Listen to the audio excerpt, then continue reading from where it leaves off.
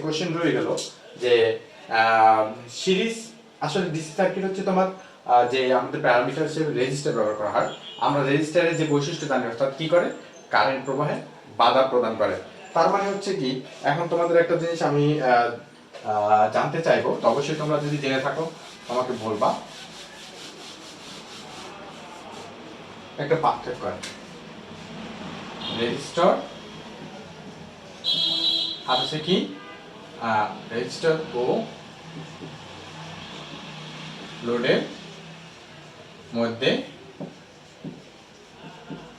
পার্থক্য কি তোমরা বলবা, যে রেজিস্টার ও লোডের মধ্যে কি পার্থক্য কি। ঠিক আছে, এইটা তোমরা আমাকে অবশ্যই জানাবো যে কেউ যদি জেনে থাকো রেজিস্টার এবং লোডের মধ্যে পার্থক্য কি।